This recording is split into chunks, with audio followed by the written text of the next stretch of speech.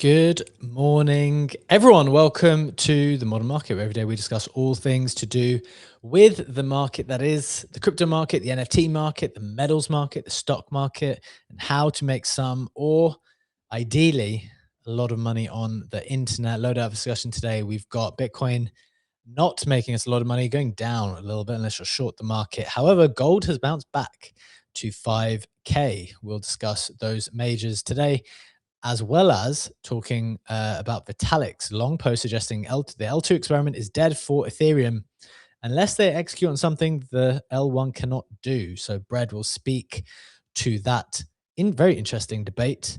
And finally, Robinhood shares dropping another 5% down to $85. Huge drawdown on the Robinhood side. We'll discuss that as well in just a bit.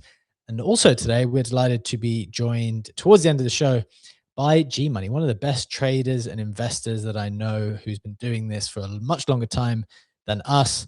And he's also known for experimenting at the very, very edge of tech all the time. He's been all over this new AI revolution as well. So looking forward to that conversation in just a little bit. In the meantime, got Legendary and Brett in the co-host seats with me. We're ready to get into it. But just a reminder, friends, before we do, nothing that we say here is financial advice. The market is very, very risky, and we don't know anything for sure, unfortunately. So please proceed with caution and exercise your own judgment. With that out of the way, today is Wednesday. It is the 4th of February. Legendary, how you doing? How you feeling? Jim, doing quite well. Playing around with two new things, one of which is the Codex app coming from OpenAI, which basically is a nicer interface for Codex instead of using it in a terminal, but with some pretty smart features because you can very, very natively work on multiple projects at once, can prevent your MacBook from going to sleep. I mean, obviously you can do it in the terminal as well with the caffeinate command, but it's done very nicely. You can output folders and files directly into anti-gravity, which is then again Google's tool, and continue working there. So for me, the interesting takeaway, other than that simply being a very, very nice product to play with, is that all of these big companies are aware that people play around who take this a bit more seriously with more than just one LLM, more than just one provider, and try to make your like hopping around and shopping around pretty smooth. And as an extension to that, the second thing that I want to play around with but didn't have a chance is this open source Chinese desktop takeover tool, basically similar to Claude Cowork, which doesn't need API keys, runs fully locally, and has been trending on X, has been going viral. Want to see how that does and how it works.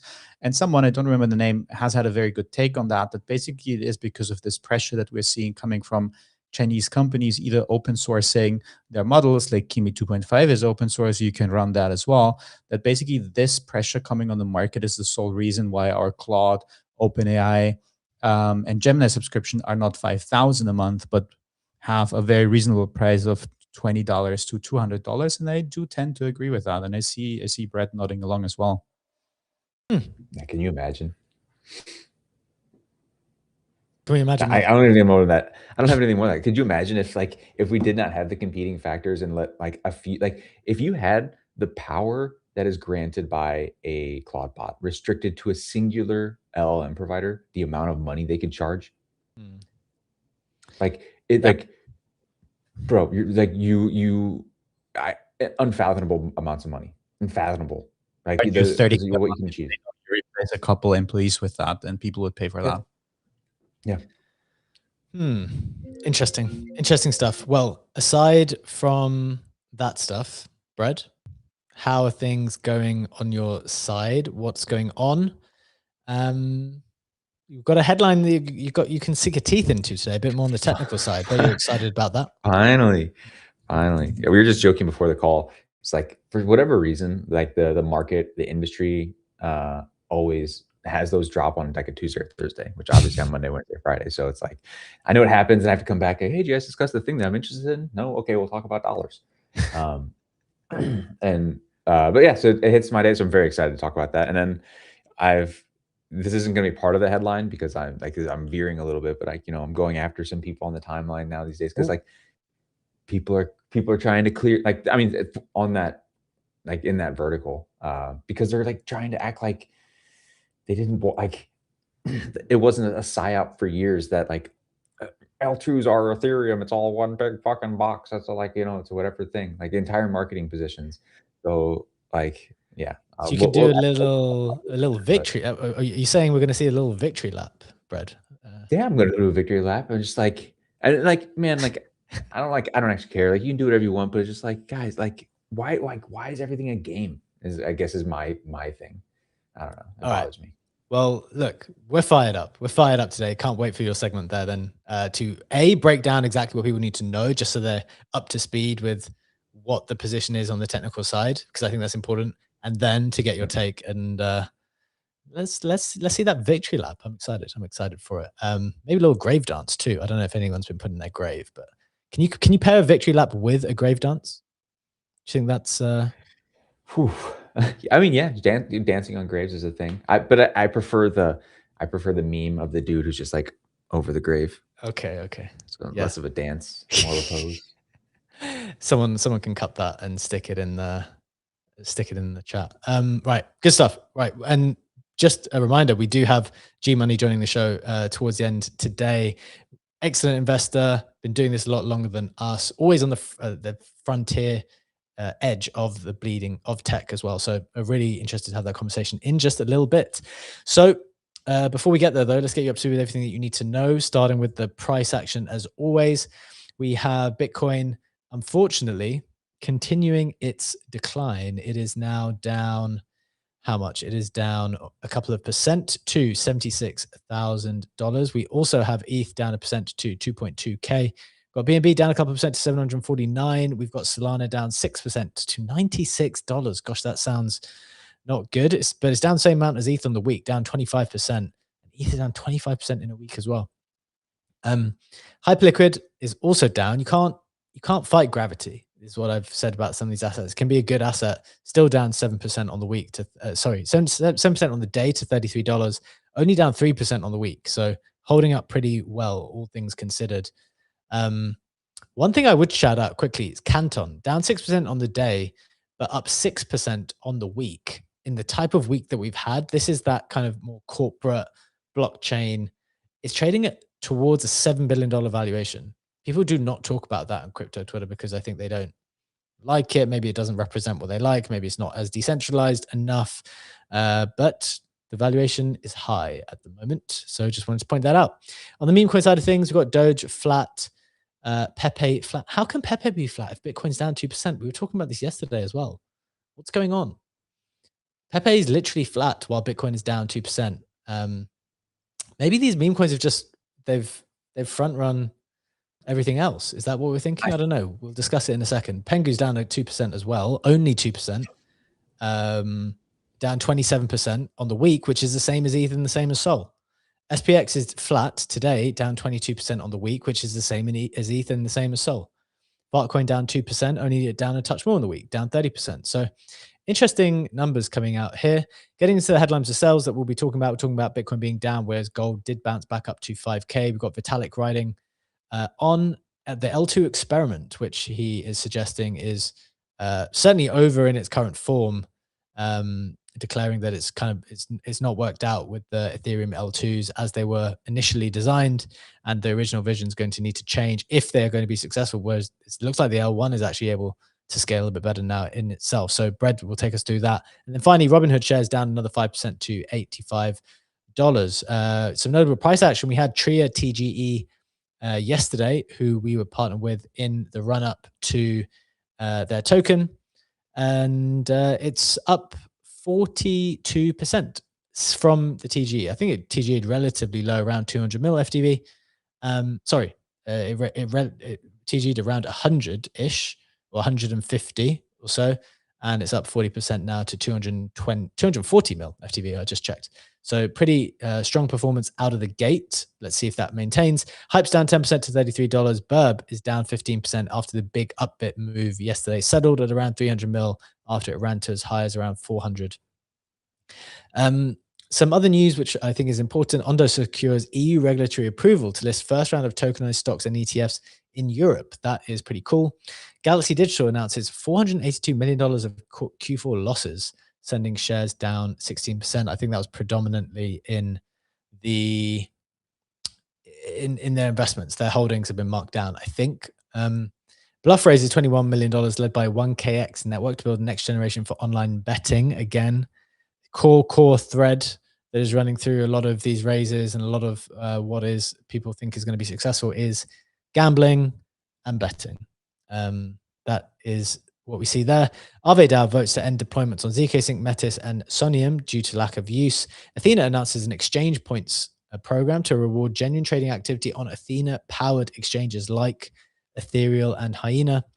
Nuco announces $1.1 million pre-seed raise backed by Solana Ventures and Seed Club. Congrats to our good friend Austin, formerly of Doodles, who is building out over there. Euphoria announces 2-week tapathon tap trading competition starting on February 16th for 2 weeks. That sounds kind of fun. Would be very interested to see how that works on Mega ETH. And then finally, don't know if you guys saw this, Polymarket announces New York City's first free grocery store, which I thought was very, very interesting. Obviously, Mamdani's been calling for free groceries, and everyone told them it's not possible, we can't do it, it's socialism, it's not going to work, there'll be lines everywhere. Not necessarily if a unicorn company decides to stock it every day for free. I wonder if this is a little glimpse into the future and a sign of where things go. That's the roundup, guys. Got a lot of interesting headlines to talk about today. We've got the great conversation with GMoney coming up as well. But what is catching our attention here? Maybe coming to Bread first. Before we get to the main headlines, Bread, something catching your attention here? Yeah, I got a few. I'm going to try and quick hit them. Polymarket. My idea is, wouldn't it be hilarious if they make it free in order to subsidize it? They're videotaping the entire thing and streaming the entire thing, and people are betting on the people stealing and taking and buying and like whatever's going on inside. So like stealing, there's no stealing. It's all free. Yeah, well, yeah, right. Like, oh, how many people will take will the carrots be taken before the apples? Right. Dude, like this is a great idea. Polymarket bet on it. I don't. If they're not doing this, someone should pitch them it, and it should come from us. So we need to get in touch with them to pitch that idea, because I think I have a chat with them all. Did you ever, Brad, watch a program? I don't know if this ever made it to the States. I don't know if this exists in Europe. Maybe it's a really silly UK program called Supermarket Sweep. Yeah, of course. Where they go in and they run and they grab everything. Yeah. It'll be like that. But you get to bet on the competition. Yeah, you bet on the competition, and it'll be absolute chaos. People have knives. Like, bro, yeah, we're gonna need security on this. Yeah, you can't just have like a free place for sure. Like Amazon did the like no worker place where you come in, it sees who you are, and you pick up the thing, and it pays for the thing as you walk out. You don't have to do anything; it scans it, whatever. Obviously, this is different. If it's literally just free, like that's chaos for sure. So it's okay. New York City is a really safe city, so it should be. Yeah. Okay, and then I'm gonna speed through these other ones. Austin's thing, like calling it Neko, like that. I had a post yesterday. I was thinking about that. Like, I feel bad for all of these teams that raised in like 2021 to 2023, built up infrastructure. Like Doodles just released a video of their game, and you're like, man, dude, they probably hired a bunch of people. They have a full like audio studio. They have a few whatever, all these digital artists, whatever, and then AI comes across and it super accelerates the last 2 years and obliterates like the need for all that infrastructure and overhead. And then now you're just a company that probably would have turned out something okay, acceptable maybe, but like in the age of AI, you look like a dumb idiot having raised way too much money for doing it. It's just like, it's unfortunate that those people did that in that window. Rip Galaxy, that sucked. Real quick to that one, Yeah. because I have a comment on like, because I so much agree with you. And basically it's now technically possible, right, to have an agent who can manage their own money, could go out and even raise money. And then someone had this idea on X. It's not an original idea. And then basically raise money and create a movie out of that. And the movie in itself is all AI generated, because you can obviously use Kling to create more coherent videos. You can use voice generation, and you could have like start from ideation to post-production, essentially a completely AI generated movie or short movie without any human involvement there. Yeah. It's insane. And like, so I do just think the bloat that those people would have, like, incredible. And then what was it? Oh, I can't believe all the fuss I gave about Burb. I have no idea what can I get my burb? Like, did I get burb? I didn't follow You any. did. You need to take custody of those boxes. Seriously? The QR, I think we need to double check this. So the question is, how do you get the burb if you bought the mystery boxes from the Moonbirds collection?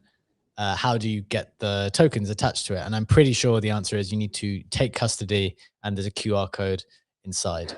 So son of a bitch. Okay. Allison's not gonna like that. Maybe if anyone wants to buy some boxes or some claims to boxes from me, let me know. I'll get something sorted. And then the we can do we can run a little OTC burb desk. Yeah, we have 600 figurines each, right? What was it? 600 figurines. We have 600 figurines each. Yes. We bought the boxes, right? With So do I have to scan 600 QR codes or? Yes, I think so.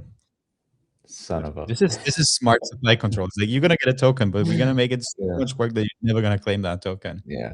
Now I gotta hire people to get the boxes and scan the boxes, cutting into my profits. I think there should be some OTC custodied solution. Maybe we get our partners at Beezy involved. Maybe there's like some way we can digitally transfer the physical to the vault, and then we have a burb market. I don't know. We can figure something out. We got a lot between the three of us. Yeah, it's unfortunate. And then the last one was just Aave deployment. I don't know if you saw the proposal, the back and forth, but Aave deployment on Mega is mostly in place. Not incentivized, but it is like with a revenue guarantee. So like we thought we were confident that we can guarantee them the 2.5 million, I think is what they won ARR in fees for deployment on Mega ETH. So they signed up for that one instead of an incentives-led one. So it's nice to have that in the bag. Interesting. Very, very interesting. Okay. Ledge, what about you on your side? What's catching your attention? Anything that we've spoken about already? Anything else in the market? What are your thoughts? Two things. One's a question for you on the snapshot, and the other one is something that's not in the snapshot. Starting with the snapshot related bit first. I saw this beautiful CryptoPunk, which you put in the snapshot, selling for 27 ETH. Yes. Looks really amazing. I was like, this is actually one I would have bought at that price if I had seen it. And then I looked at the CryptoPunks coin, so it's around 60K. And I remember that on one show you said ETH or the market is only bottomed if CryptoPunks hit, what did you say? 30K? 50K? 50. 50K. So we're getting close there. We're getting there. I think ETH really needs to collapse more, and punks can go to like a 20-something-ish ETH floor. Like that's where I think people will get really reluctant to let the punks go in ETH terms as well. And the dollar value, I think, starts to get, I don't know, this is just my opinion. And this, I think historically, maybe punks went down to around 15, the past bear market as well, or something around there. And so I'm just basing it off that. I do think this is why I always want to report on the NFT market. The NFT market is not just a city market of JPEGs. It really represents a specific basket of risk that people are willing to take, and it often can indicate how confident people are feeling. The tokens are one thing. People can like buy tokens and just leave them. The NFTs themselves, the collectible aspect of the NFTs, demonstrate a whole different type of confidence, I think, in the market. So I think it's really, really important to keep an eye on. That's why I still think around 50K for the NFTs, it might be where the rest of the market even starts to bottom out as well, because I don't know. I feel like there could be something to it, but at a minimum, that would be my thinking. But go on, Ledger. Was there something else, or you want to come back on that? No, nothing to add to that, but I'll definitely monitor that, because this will be a price level where I'm in the market to get a punk myself. And then the other thing that I want to touch on is a website that someone has shared in our Telegram group. And obviously, being my coding arc, I like it. So it is rentahuman.ai for those not watching on video. Headline says, robots need your body. AI can touch grass. You can get paid when agents need someone in the real world. And it is beautiful to look at. You have a section which is literally called Browse Humans. It loaded, and you can look through user profiles of people who are open for hire for $50 mostly an hour. And basically the way this works, it's an MCP that you can hook up your AI agent with. And whenever your AI agent would reach a part in whatever that task is that they can't fulfill because they lack a physical body, they can try to find someone to take over that part on Rent a Human and help them with the stuff that they could otherwise not do, which is, I love it. I think it's brilliant. I love it. Brad, what do you think? How much are you going to price your human body at to rent out to an AI? Yeah, it's not going to happen. But I do think this type of thing is like, this is the empowerment level we are at. Like, this stuff always existed, but we've had so many ideas that have been trapped in people's heads because they lack the technical ability to execute on them. And dude, this is a couple prompts away now. That's amazing. Like, I like the level of expressiveness and creativity and like adventure that can come from a world where even your mom is able to spin up a website and whatever. Like, there's downsides to that too, because like obviously they don't understand security practices, but yeah, it's awesome. I'm so excited for like the next year, 2 years, because it's going to be an insane acceleration. It's so creative. There's a great book which I read on that, which is playing exactly with this website's concept. So basically, it's also an AI that can like give tasks to different human players. In this case, it's like a game, and you can do in real life quests to advance. And it's like, oh, take this package in London from this train station to that park and place it there. And it's like all small mini tasks that in itself are completely unsuspicious, but the AI basically by tasking like hundreds of people to do these little things is trying to orchestrate a perfect murder, which is it's a smart plot. Interesting. Do we know how the payment works on this? That's something that's interesting to me. Like, what's the default payment method here? Because like that obviously impacts us, right? We think like, oh, AIs want to trade in crypto. Would it be easier if all of these people just gave a crypto wallet than if it had to like accept through PayPal or whatever? Get paid is in stablecoins or other methods, it says. So it is crypto native. Very, very interesting. Look, yeah, we're going to keep an eye on this stuff. Obviously, we're kind of at the forefront of it. We have, we're going to always keep having these discussions. Part of the show is, yes, to find kind of a way to be more self-sovereign with our money, but also with the tech. Like, this is the opportunity to 10x or 100x your individual human working capacity in some respects. So we'll keep on top of that. But we've got a bunch of interesting headlines to get to today. So let's start moving through them before we get to our conversation with GMoney, very prominent investor and trader in the space for multiple years now. So we'll get there. First off, legendary Bitcoin down 76K, gold back to 5K. Take us through the data points you're looking at. What do we need to know? What are you thinking here? Yeah, I'll keep it sweet and short. Market is showing significant strength when it comes to gold and silver. Gold is up 3% on the day, back to $5,050. Silver is up even more. Silver is up 8%, back at $90. However, the rest of the market, if we not only look at the crypto side, which you mentioned, crypto is down, but so are stocks. S&P 500 broadly is down 1% over the last day. If we look at Finviz, to get an overview of what's going on, it is tech weakness that we're seeing right now. It is Microsoft, it is Nvidia, it is AFCO, Oracle. All of them are down anywhere between 2.8 to 3.5%. So tech and software applications, semiconductors are showing some weakness in the stock market. However, the industrial side, the energy side, and consumer defensive side are up as well. If we do take a look at the crypto market, or specifically at the ETF flows, I did report yesterday that the week started on a good note, that we've seen on Feb 2nd, 560 mils worth of inflows into Bitcoin ETFs. However, yesterday, we've also seen 270 mil worth of outflows. And there's been a great article in CNN that Wall Street is also finding this market confusing, because we're also seeing the dollar now showing more strength. Dixie is up again. Dixie's back to 97.5, up another 12 base points on the day. So dollar's getting stronger again, but gold is also rebounding even stronger, which is a bit counterintuitive. Wall Street has been expecting a bit of tech sell-off, but they did not expect to see, as coming from analysts across the board and across banks, they did not expect to see this amount of volatility in precious metals, both when it comes to the upside, but also to the downside swings, and then this like almost V-shaped recovery. Personally, my stance from yesterday remains unchanged. I'm not gonna trade too much in this market. I'm just gonna wait it out, and probably also for the more short-term crypto positions, which mostly now are in Bitcoin for me. I did sell some of that last week, and for the rest, I'm like happy to sit it out and see where it goes, because I'm still like mostly stabled up, and I just don't have the appetite to do some short-term trading in this market at the moment.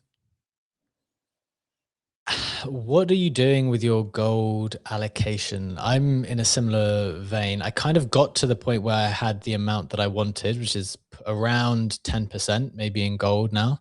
But to be honest, I was thinking like 10% should be the starting point. The point is I was under allocated, and that's why I'm so bullish on gold still, is because I think so many people, despite maybe traditional advice being that you should be in 5 to 15% in gold as a baseline. And in any normal circumstance, that's what you're supposed to do, according to maybe more traditional investors. But I don't think many people have been paying attention to that at all. I think they're completely overweight, maybe S&P or other risk assets or whatever other things. So I think that's like a whole set of flows that I think maybe haven't got over to gold yet, because it feels strange moving over. And I know that from experience, like it feels strange moving all of this money into gold, when historically I certainly hadn't done that. But now I've only got to the baseline point. My point is that surely people need to go overweight in a scenario where you think that the dollar is going to get so much weaker. So Led, what's your kind of allocation towards gold, and do you have plans on going overweight gold, or are you just happy to be like, look, you know, within the normal bounds that people think about, that's okay for you? I'm probably now, I'm around 17-ish% in gold at the moment. I did go above 15, which is not a result of me buying more gold. It's more a result of gold pumping that much. Yeah. And not all of my gold is over the 1 year holding period, which I need because I buy it physically. I have it stored in a vault outside of my home. So not all of that is over this 1 year period for me to be able to sell it tax free. But a good part is, but I still don't want to sell it despite being up more than 2x on my gold purchases.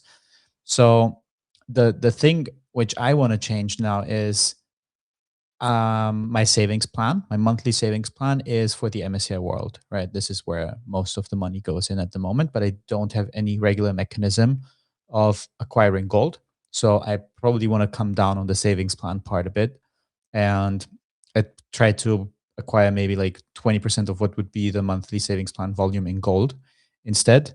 The only thing that I need to figure out with that structurally, obviously, is that I want to buy it physically for the tax reasons that I just mentioned. Sure. And I don't want to buy bullion under 1 ounce because the premium that you pay on the smaller denominations is absurd. So then the question becomes, do I save up a couple months worth of saving plan allocation that will go to gold, but then buy, but then gold is probably up. So the logistics of that I still need to figure out. Or do I pre-buy a bit for the next couple of years and then just reduce the savings rate, which is where my head is currently at. But yeah, to answer your question briefly, I have a higher gold allocation than 15%. I do not intend to sell it right now. Quite the opposite. I'm thinking of what the way is to buy some more gold. Okay, I like that idea. I think I'm probably in the same camp, just how to strategically continue to add,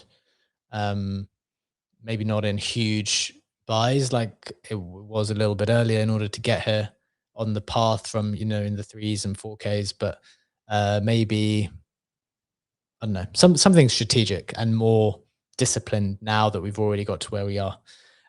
Okay, good conversation there on the general markets. Let's go to the second headline. Brad, this is a good one for you.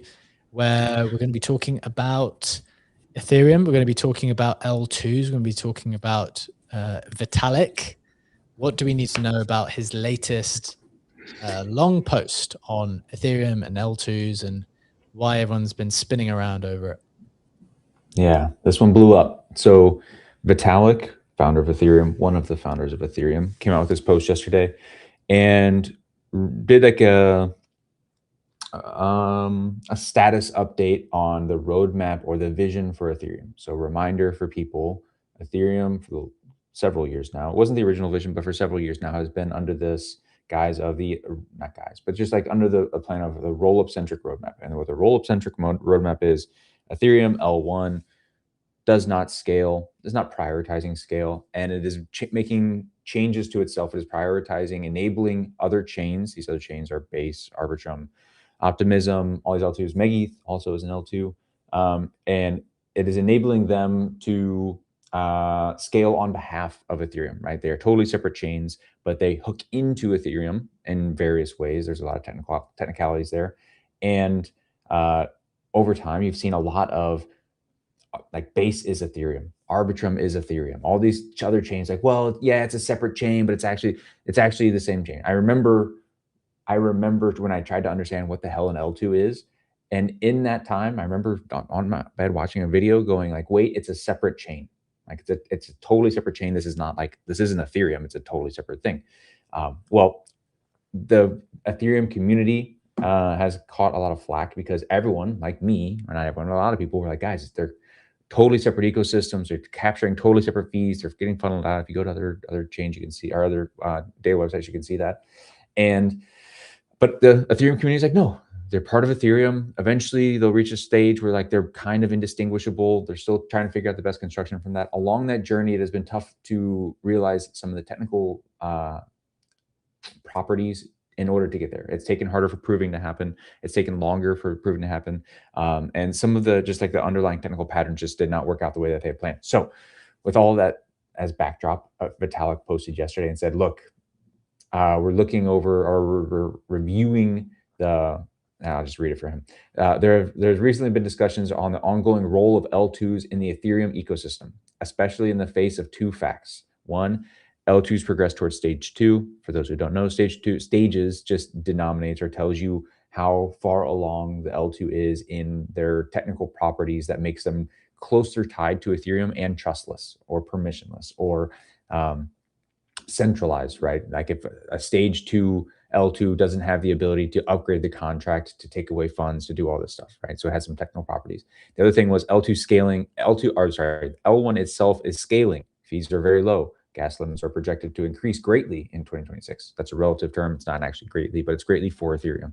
So it's just to say that like, the L1 is now bringing users back. It is growing. It is faster. It's cheaper.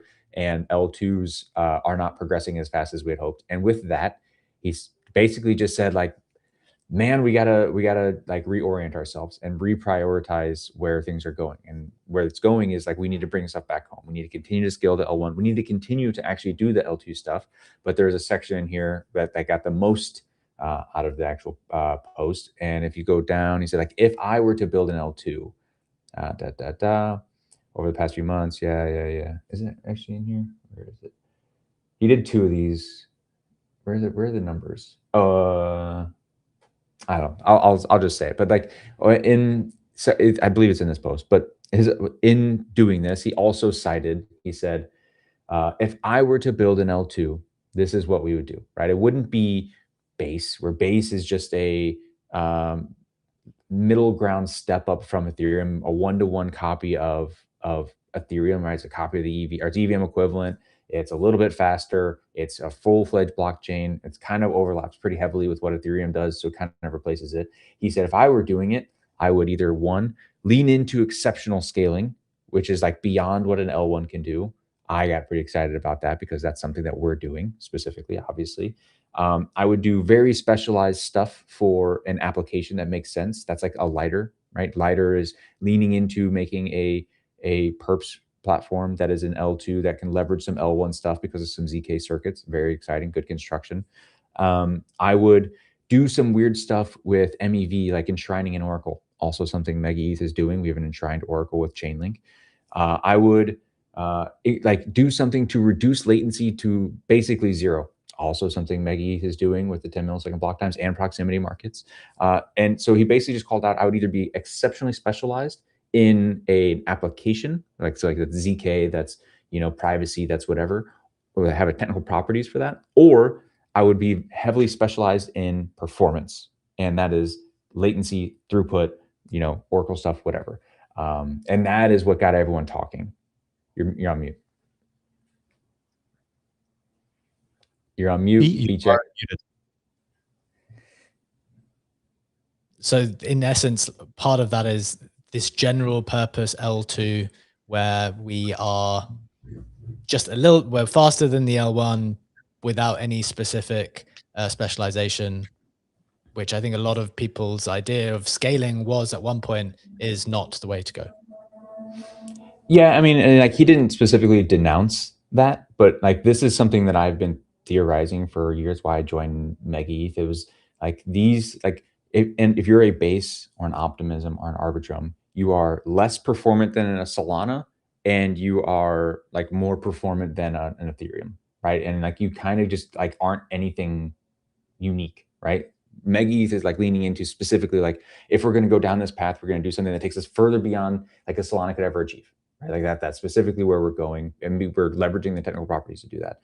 So like this middle ground thing where you're not really specialized in anything, and you're not like, and that specialization includes performance. Like, yeah, you're going to wither. Is my opinion. This is probably an argument for anything. Like this is actually, okay, fine. We're talking about layer ones and layer twos here, but you can make this very strong argument for anything. Like you can talk about this for media companies. You can talk about this for a sports team. You can talk about it for any kind of restaurant that you're making. Like I guess sometimes when there's a bunch of things that are your competition that are really good, how are you going to differentiate yourself to take the things to the next level?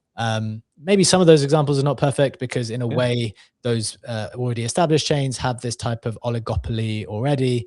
And so you're thinking, okay, well, assuming that they're going to continue that, how do we find our own niche within it? So it's not a perfect example, but this idea of differentiation is kind of applicable to anything in some ways, certainly to media when I'm thinking about even applying to ourselves in the production of content.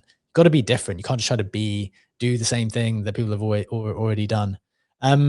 Okay, that's that headline. Ledge, do you have a final take here? Otherwise, I'll do the final headline before we invite GMoney on. Looking at the time, let's just go straight to your headline. Okay, let's do this one. This is the news that Hood is down another 5%. Hood is down to $85. Which is a huge drawdown. This is like approaching 50% drawdown from where it was last year. And the question is, like, to what extent is this crypto related? To what extent is this just a general de-risking? It's clearly down more than other stuff. In this tweet by Amit is Investing, trying to walk through some of the reasons why this might be happening.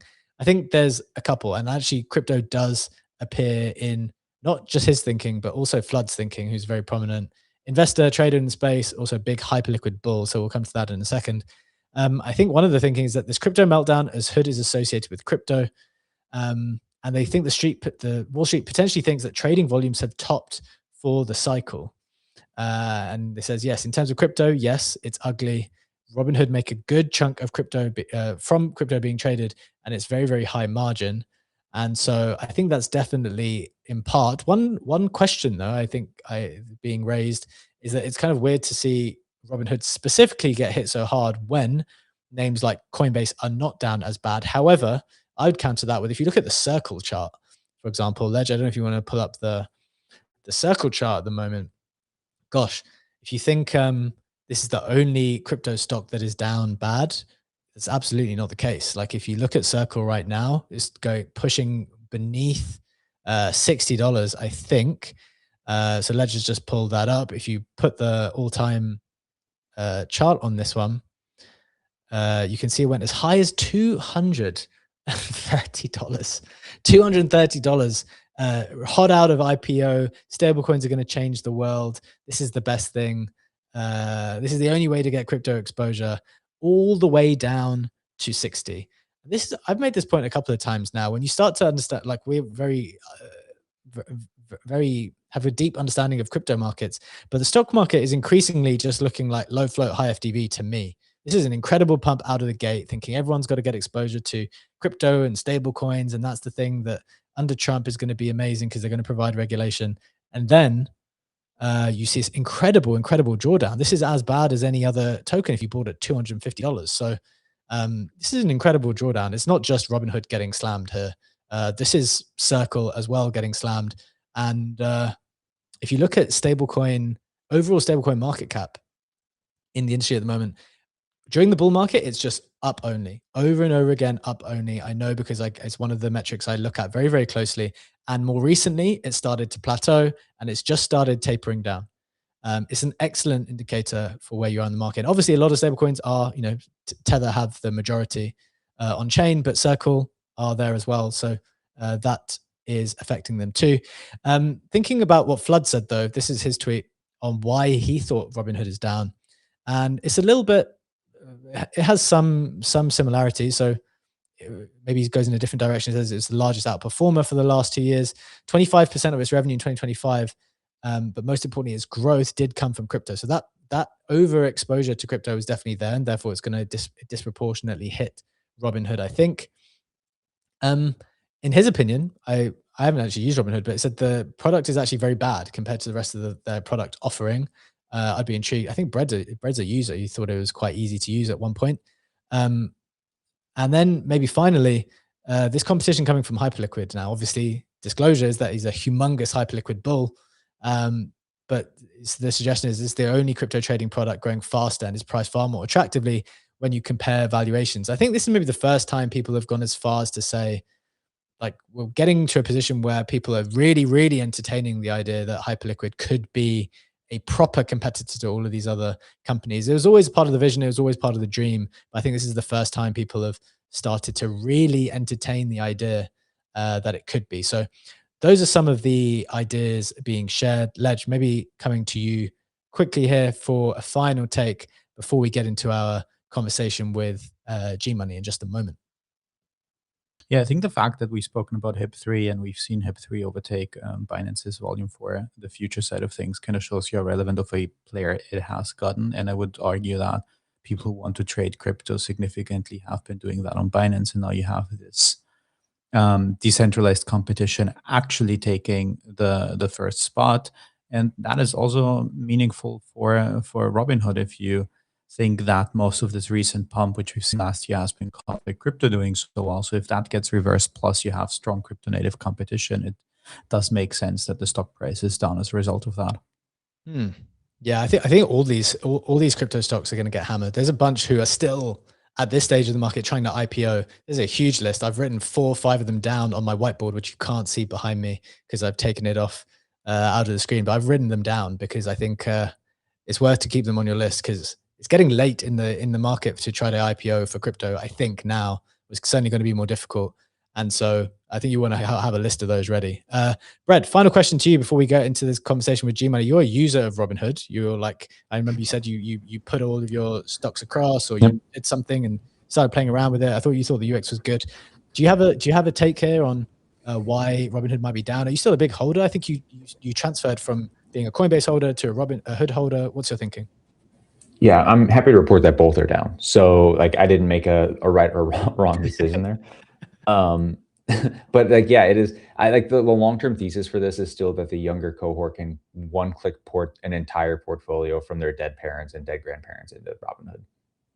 Honestly, like it's that, and it is a better experience than a lot of these older, archaic brokerages. I came from Vanguard. It was a nightmare to even do that. As someone that I like believe is both financial and smart and familiar with that stuff, it was a pain in the ass. I just going over, clicking a button and getting a familiar modern UI was a lot. And I think that's just going to continue to be the trend. So yeah, I think today might be like part of like all this stuff might just be part of like current price action, profits, all that stuff. But I think long-term macro trend, thesis hasn't changed.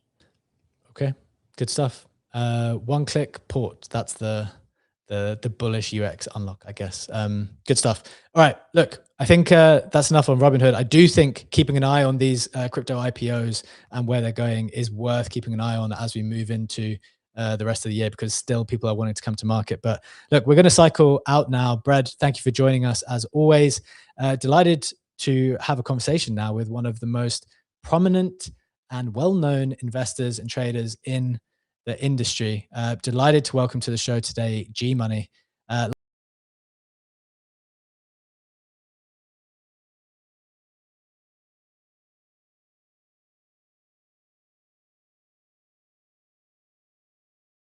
The crypto native luxury brand 9DCC. GMoney has been at the forefront of where crypto culture meets real world value. Today, we'll talk about his read on why crypto has underperformed in 2025, while stocks have rallied and metals have rallied, what he's seeing in the AI token space, because he's always experimenting on chain as well, and his experiments with the vibe coding and Claude bot, and where he sees opportunity in 2026 as the market searches for direction. So GMoney, good to have you back on the show. I think it's the second time with us. Great to have you back. How are you doing, man? Good to see you. What's up? How are you? Good to be back. Can you guys hear me? Is my sound good? Doing it is great. Perfect. Excellent. All right, awesome. Yeah, thanks for having me back. You know, I've always really enjoyed the convos that I've had with you guys. So glad to be back on here. Glad to have you, man.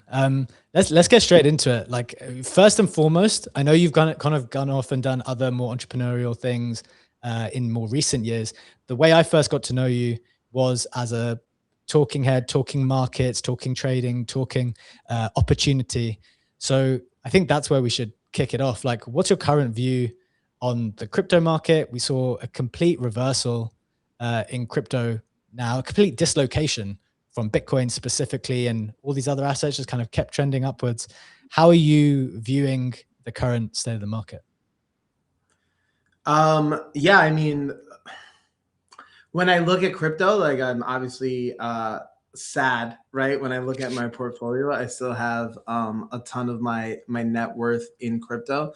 I think ultimately the thesis still stands, but I think what's been happening is I think there's been a couple of things for underperformance. One is I think the issues around quantum and people being scared around that with Bitcoin has been an overhang on the entire industry, because I think as Bitcoin goes, generally the entire crypto market goes.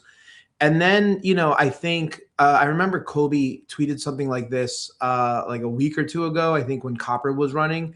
And he was like, the good thing about TradFi is that when copper starts running, you know, nobody can launch copper Inu.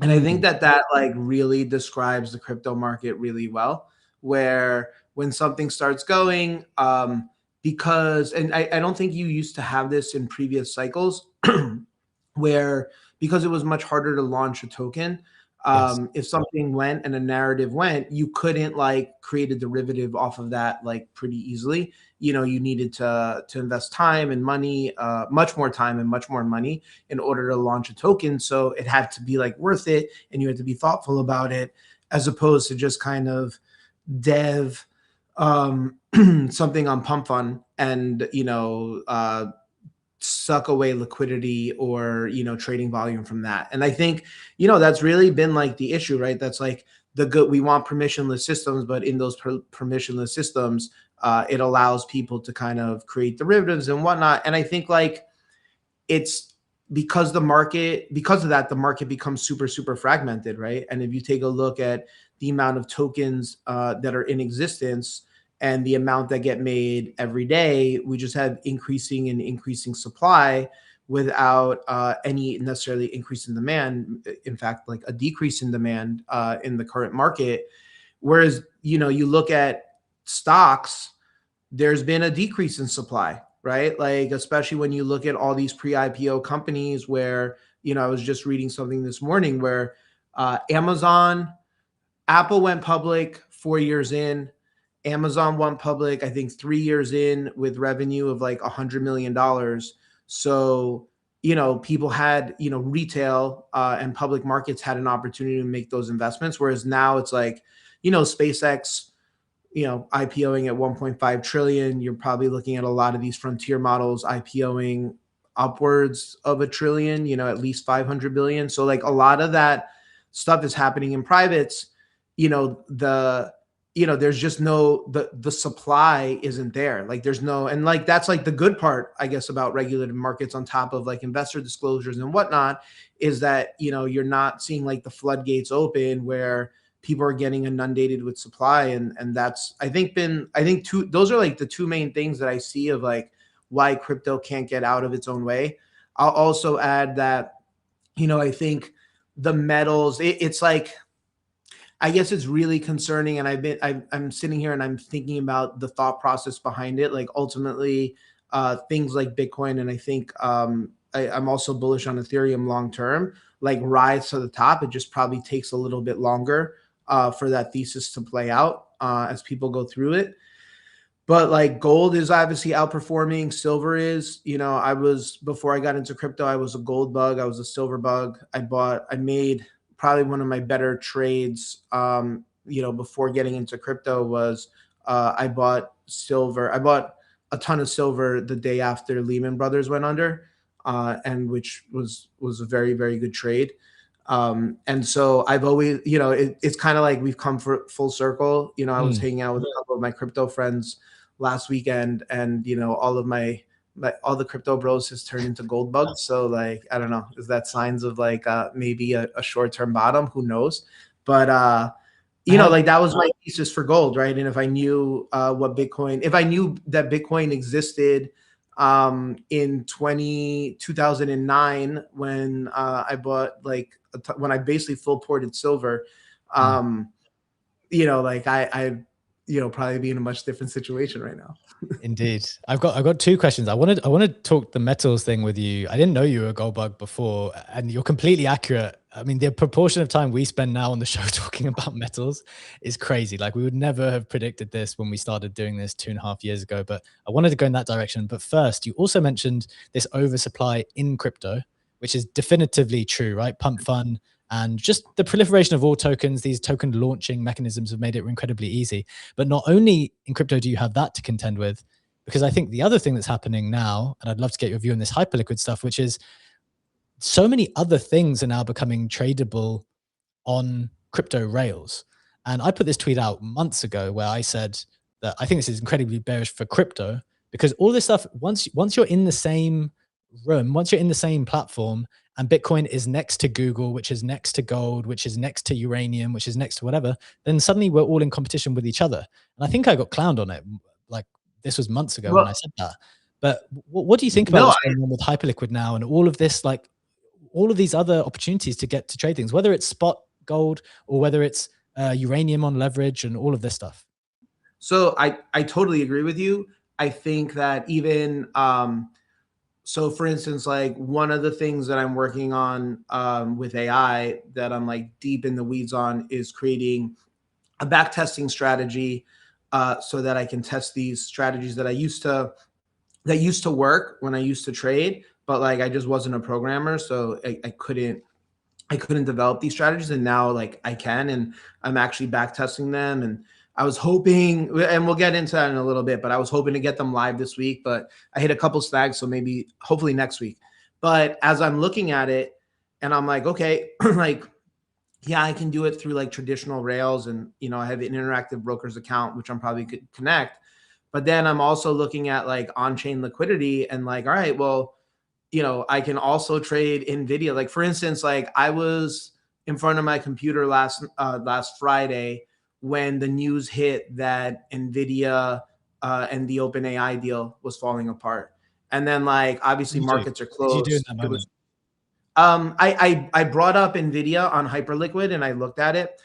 My biggest issue with a lot of these, and I wanted to short it because it didn't really move. It was still, I think it was like at 190 or something like that. I think 190. And I thought about shorting some, but I was like, I don't know. I don't, cause like as someone that used to trade full time, markets closing is a feature, not a bug, right? You are glued to your screen from like 6 a.m. to 6 p.m. every day. Any headline that hits, like you kind of, I think like need that opportunity to disconnect.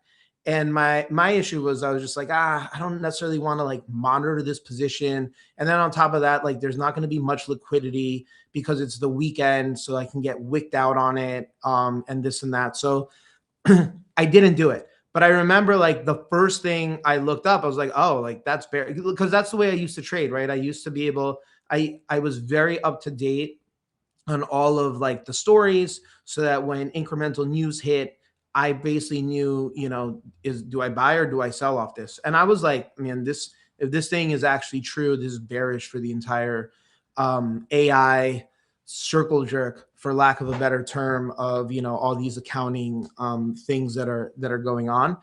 And so like I thought about it, and like it didn't really go down as much as I thought it would, to be perfectly honest. Over the weekend, I think you probably had to wait till Monday. I wasn't even really looking at prices because I've been like so down the rabbit hole. But I agree with you. I think that I think it's very bearish for projects that are pretty much vaporware, right? And we're seeing that. Like I think most projects are trending towards zero. But I think ultimately what you're going to see is it's going to be bullish for things that have narratives. And I think Hyperliquid is like one good example of like, hey, this is a crypto project that's doing well, that's, sharing revenue with token holders and, has that flywheel effect. I think I think the conversation around Hyperliquid is this real? Is this sustainability is a question there, but like it's more of like, what's the multiple you put on revs, right? And it's not like, is this a rug or is this a real business, right? We know it's a real business. We know they have like competitors. You guys were just talking about Robinhood and whatnot, but like it's more like, should this be trading at 5 times revs or should it be trading at 50 times revs, right? Yeah. And so those are like the types of questions that you're going to have. And so in those scenarios, like meme coins like trend towards zero, vaporware trends to zero, teams that don't ship trend towards zero, because it's no longer like, oh, this is the hot new narrative. It's like, well, is this sustainable? And this was like always my thing. This is why I think I missed meme coins, is when the narrative was really hot, I was like, there's nobody that's going to raise a fund with institutional capital to buy meme coins.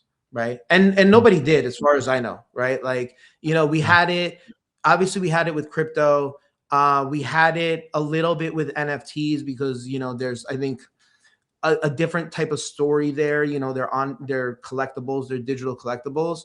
But I think meme coins were just like, I just like never got it, which is why I think I like missed it. But I think that era is probably like coming closer to an end, at least I hope. And it's maybe like a return to fundamentals where you want to be. It reminds me a little bit even of like 2017, where the ICO hype was real and people were like, oh my God, like this is awesome, like this project is going to do this and that, and like you're able to get in at like a seed stage valuation and democratization and access to things. Like, I don't know what that, there's going to be a variation of that, but I think ultimately it will just mean that like, if you're on chain, it's not just one of these things where it's like raise at a lower val, launch at a high FDV, and then like trend towards zero as like you're dumping tokens. So it's, I think, I mean, ultimately it's good. It just like, it just sucks for pricing right now because we're going to have to re-rate to what the true value is. Yeah, it feels like we're going to need to go through some pain there. I know Legendary is really going to want to ask you about this AI stuff that you just started to touch on a little bit. I've got one more question on the gold thing though. You mentioned what is going on with gold. You mentioned a previous silver trade. I didn't know you were a gold bug before. What is the gold and silver move telling you about the world as we see it at the moment? Like, what is the big learning that you're taking, the message that you're receiving, and how you're trying to apply that to markets moving forward in 2026? It's funny because I woke up this morning and I was like, I was thinking about this exact subject. I woke up early and I had like a little anxiety and I was like trying to like analyze why, and I was thinking about this. And so I think it's the canary in the gold mine. I think it's telling us that there's some sort of liquidity event that's coming, some sort of crisis that's brewing. It makes me nervous that crypto is not joining it. Like there's no correlation there, which makes me super bearish on pricing from here, because when that liquidity event happens, whatever that crisis is, obviously we're going to print money to get out of it, right? So that's why I think the metals are starting to run, because they're starting to see that debasement trade happening. But in those scenarios, number goes down probably before it goes up, right? And I'll use 2008, 2009 as a corollary, where everything, like the weekend Lehman went under, everything got hit. Like, right, gold got hit. So like everything got hit because you're looking for collateral and you're looking for liquidity. So you will sell anything that you can to shore up liquidity. It's just that off the bottom, the things that ran the hardest in, I think the first 18 months was gold and silver in that trade. I personally think, as like I'm thinking about what that I personally think that there's probably two scenarios that lead to some sort of liquidity event. I think one is the stuff that's going on with Japan, with rates rising, the carry trade unwinding.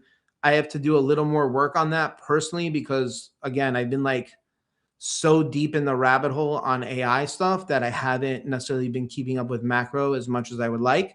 And I think the other thing that I could see is a black swan is the AI accounting spending crisis that's probably coming, right? And so we saw a crack in that, I think, with NVIDIA and OpenAI. So I'll give you like my main thesis that I've been thinking about for a couple months with regards to that, of where I think maybe the all-in moment on crypto is if you view AI spend as a matter of national security, which I personally do, and I'm fairly certain the Chinese government does and the US government do, and you use defense spending, and I tweeted this like a couple months ago, I think I retweeted it last week, is if you use the Cold War defense spending as a corollary, you will see that like we're not going to cut on AI spend whatsoever, right? Because if we cut on AI spend even just a little bit, there's the chance that that China beats us in the AI race, and then we lose superiority, and then we lose the AI race, and then like so like it's all stakes are on the table in this Cold War that we're in with China right now. So that if there is, let's say, some sort of hiccup in this accounting circle, and there's a crisis of confidence and something happens, like it needs to be resolved really quickly. Like I'm talking about within 2 weeks, maybe within a couple days. And if you look at, again, if you look at 2008, 2009, the 2008, it was a 2-year crisis, right? It started really with Countrywide. I think it was in 2007, August of 2007. And it ended with Lehman in September of 2009. So that was a 2-year crisis. And then you fast forward to a couple of years ago and you look at Silicon Valley Bank. That was like a 2-week crisis. It was a big deal. And like they bailed out and backstopped a lot of banks in order to save themselves. And it saved the financial system from like the brink of collapse, whether or not people realize it or not, because there was a lot of marks that, should have been marked down in that. And I think if you look at AI and it's like, if you obviously can't interrupt spending for 2 years, right? Then we fall behind. You probably can't even interrupt this for 2 weeks. You probably need to come in within like 48 hours to kind of backstop spending. And this is where I think like, a couple months ago, I think it was OpenAI or maybe it was Anthropic, floated the trial balloon of a government backstop. Government backed, right? yeah. And they so had to deny it at the time, right? I'm sorry?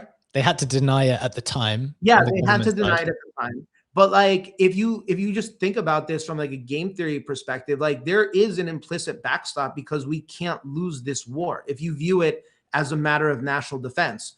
So there is a backstop, whether people openly talk about it or not. And I think that was the first trial balloon that was floated. And so because of that, I think, you know, that means if there's a backstop, that means we're going to print money. The real question to me is, in that situation, is it more of the government just backs things and be like, hey, we give you like free backstop, kind of like what they did with TARP, where they didn't really, you know, because they were saving everyone.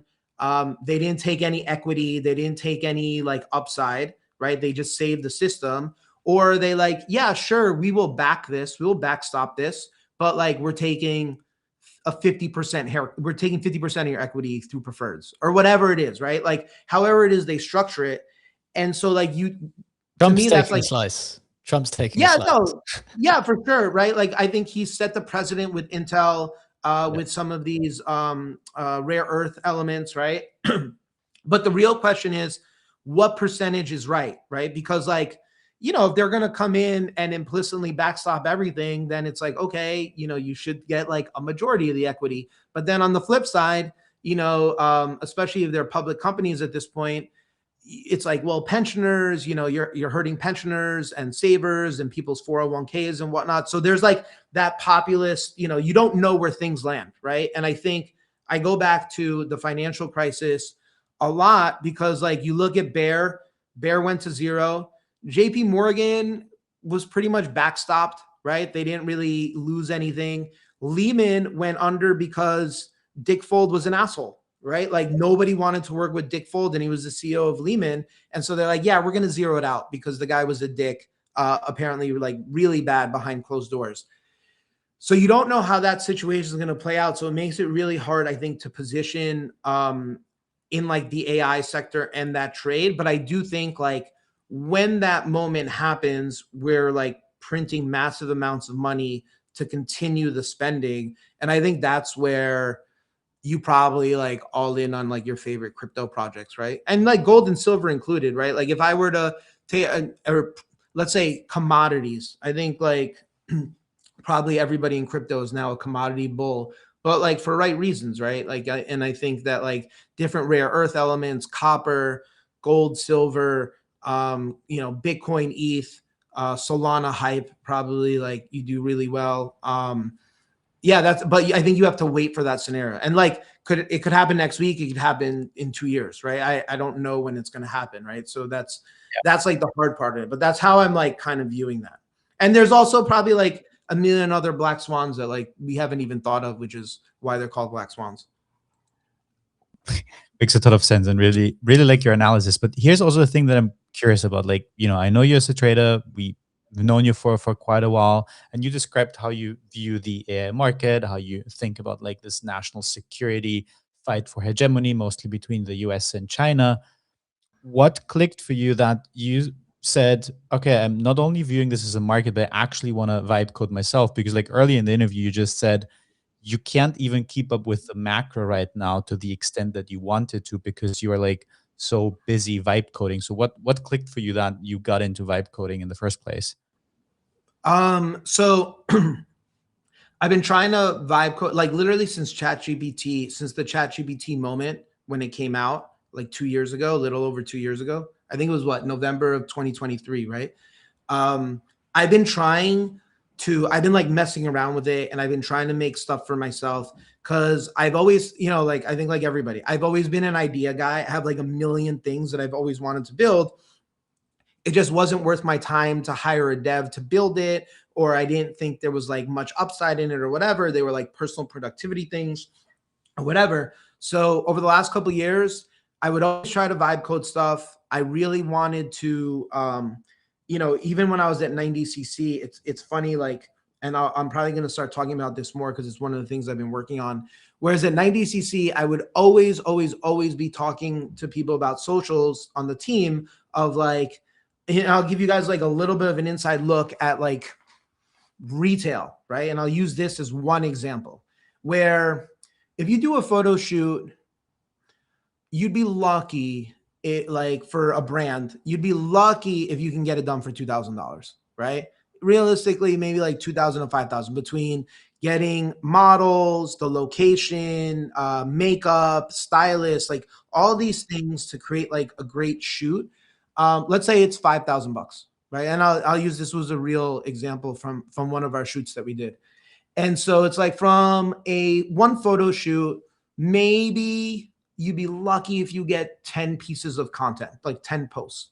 So that means you're spending $500 a post for like, this is like a brand new, like a brand, 90cc. We were an upstart brand.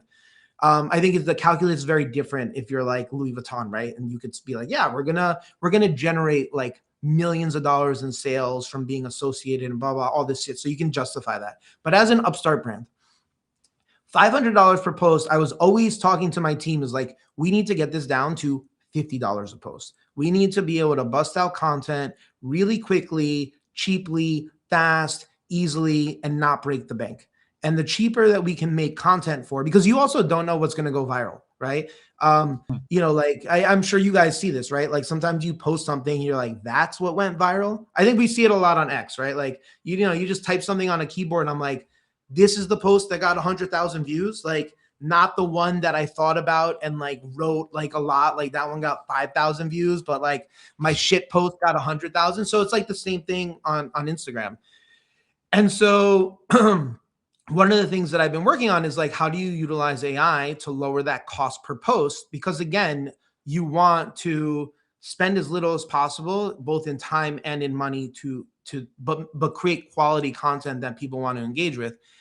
And so I was always trying to do this for the last 2 years. I would always, like, when a new model dropped, especially at that point on the creative side, I would try to like see if, you know, we could put our shirts, you know, in this thing. And I would always go back and forth with the creative director.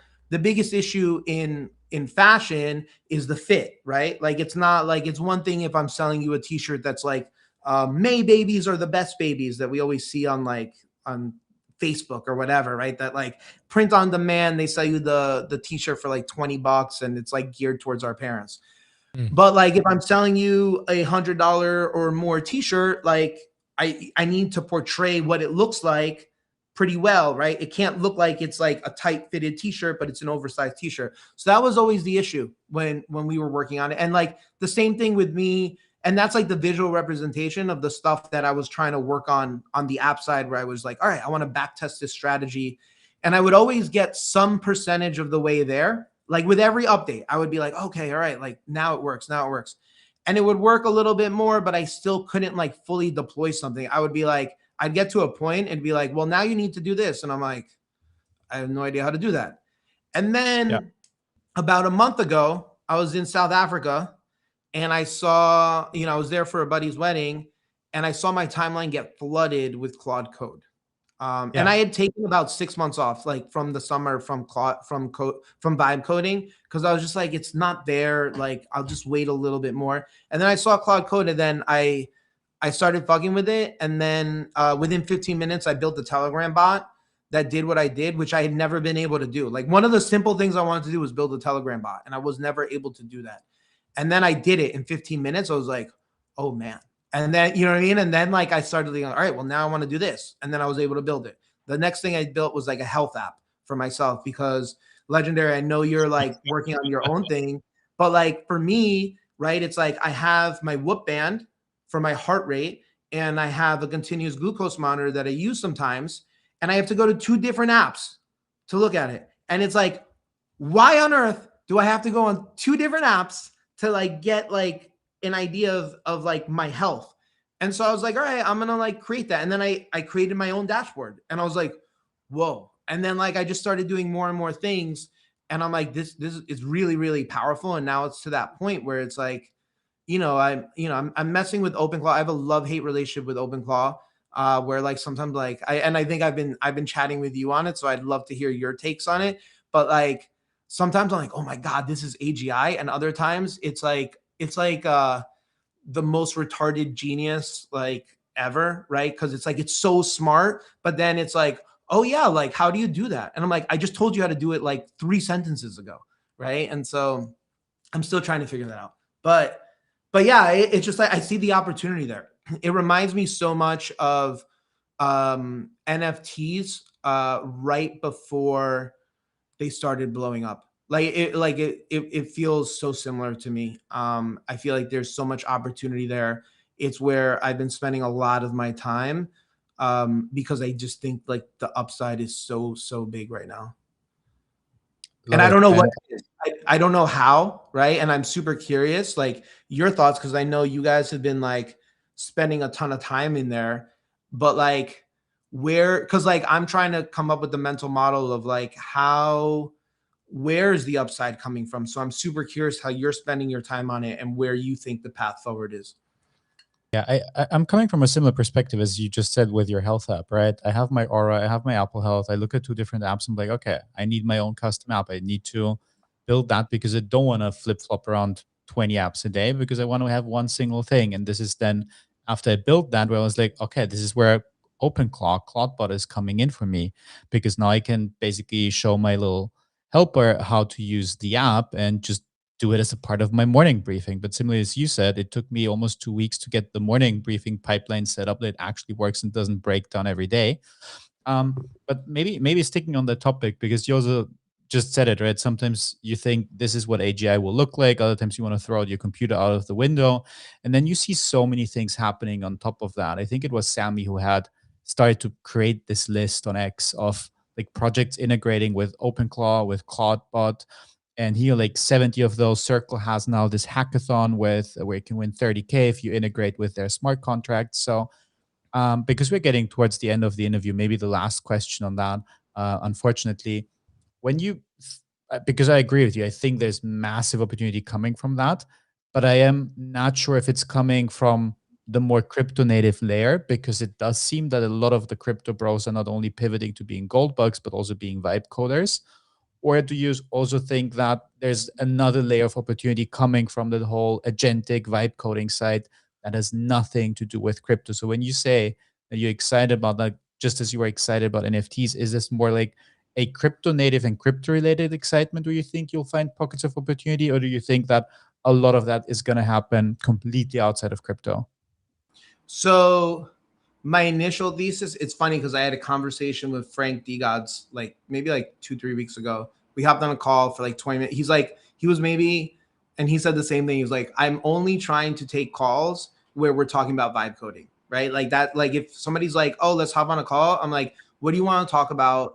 Like what, like, because if it's like to catch up or whatever, like we can catch up via text, right? Like I don't need to, I'm like, I think time is so important right now. And my thesis at the time was, I'd much rather spend time vibe coding than like trying to be in the trenches and make money off of it. And then Frank went to go on and get like really early onto Moat, right? And I didn't like think about it till like it was like 70-80 million, and he was in like with 1 million.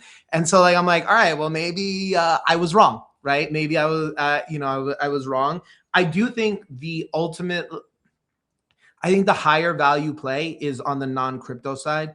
I even see it where like, a lot of these devs that are making a lot of these cool things are getting spammed by crypto people trying to get them to buy, their claim their fees on their token and this and that and pump it to the point where like a lot of these guys are like, they're like, I will never do anything with crypto, F crypto. These guys are like, I think the founder of OpenClaw said something like, you guys are actively hurting the project. So we're not like crypto guys, like the crypto community, we're not helping ourselves at all with our stigma by doing stuff like this, right? And so like, to me, like, I think it's very predatory personally, in the sense of like trying to convince these guys to buy it when like it's a bundled token and, they're like, they earn some percentage of fees and then, you're dumping a ton or blah, blah, blah, whatever, right? But I was obviously wrong in that thought process of like, there's going to be opportunities to make some money here and there. And I like, for me personally, if I find an opportunity to make money, great on the crypto side. I think there's probably going to be more money to be made on the non-crypto side. Again, I don't know what that is.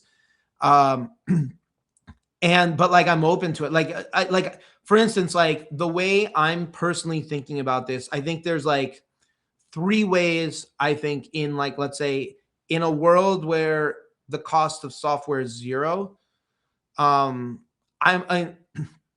go back and forth of whether like software is valuable, right? Because it's like there's gonna always be, I think right now there's still enough of friction that my mom won't make an app. But maybe in 6 months she will make her own personal app for whatever she wants, and then nobody like I won't be able to sell you this app that's like a photo organizer or whatever it is, right?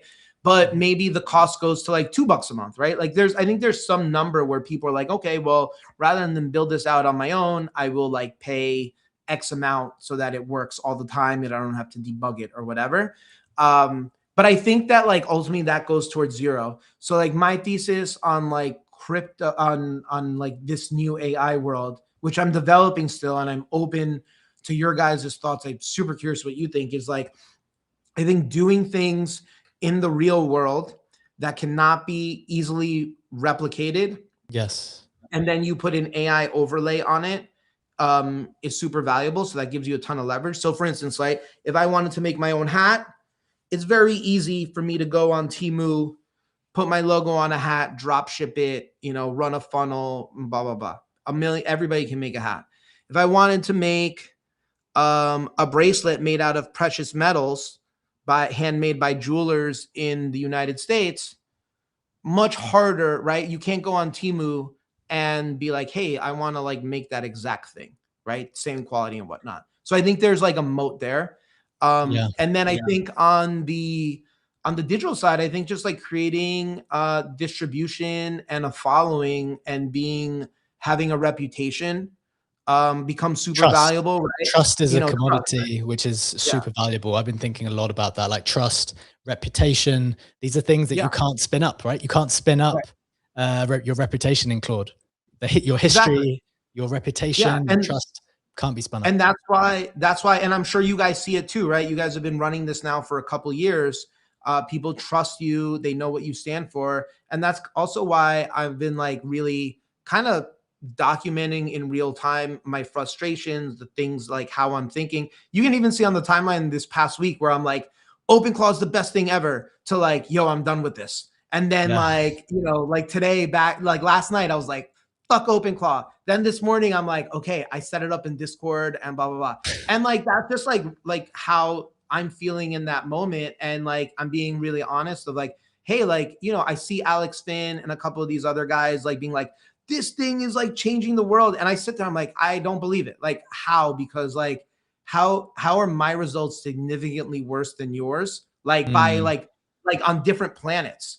And so it makes it really hard. And so like, I tweeted that out and like, I got a bunch of DMs, people like, yeah, I'm also frustrated with this. I also feel like sometimes it gets dumb out of nowhere after like completing a bunch of tasks really well. And I'm like, okay, well, like, I know I'm not the only one, because sometimes I see like these people that are like posting these viral things of like, I audited my entire life and I made $15,000 overnight. And I'm like, how? Like, I don't see some it. of this stuff, I think we've got to take with a pinch of salt, I think, sometimes. Yeah, but that's why I try to be like open and honest with like how I'm thinking about it. But that's why I think like a brand is like probably the most valuable thing. And I'll be honest, is like another thing I've been thinking about in terms of like that distribution is, I think the social graph on Instagram is probably the most valuable social graph in the world, way more than X. And so it's like, all right, I should probably be building my social graph on Instagram bigger and better. Very interesting. Gee, I think that's like, I was going to ask, although I don't think we have time to now, but that's a nice place to end, because I was going to ask, like, if someone was thinking about like the next opportunity and thinking through like what they can do now, I completely agree with you. Thinking through the other platforms, and I'm increasingly aware of like how valuable Instagram is and the social graph there. So I'm in agreement with you then. If you're listening in, thinking like how to get exposure, how to participate in this new AI economy and grow along with it and 10x or 100x yourself, I think that's a awesome place to end. G, this has been such a good conversation. We could definitely have gone on for a lot longer. We've got to stop short here. I just want to shout out your account if people want to follow along. It's at GMoney NFT, the iconic Ape CryptoPunk. I'm sure you're familiar if you want to follow along. Any final thoughts, G? Thanks so much for joining us. Anything else you want to share with the audience before we close out here? No, just thanks for having me, and looking forward to chatting with you guys and sharing some AI vibe coding tips. Yeah, we got to do it again. We got a lot more to go on this journey, I think. So thanks so much for joining us, man. Really, really appreciate it. Guys, what an awesome conversation. Lots and lots to think about and digest. Just a reminder, we do this every single day, Monday to Friday, 7 a.m. Eastern time, live on X Video, YouTube, and you can catch us on Apple and Spotify as well. We'll be back same time, same place tomorrow. Have a wonderful day. Take care. We'll see you tomorrow. Bye-bye.